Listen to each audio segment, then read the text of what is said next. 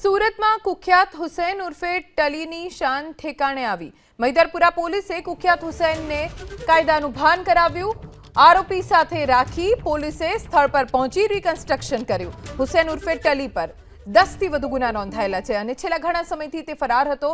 પોલીસે તેને ઝડપી લીધો અને કાયદાનું ભાન કરાવ્યું। હુસૈન ઉર્ફે ટલી જેની શાન ઠેકાણે પોલીસ લાવી। મૈદરપુરા પોલીસે કાયદાનું ભાન કરાવ્યું, સ્થળે પહોંચી અને રિકન્સ્ટ્રક્શન ઘટનાનું કરાવ્યું।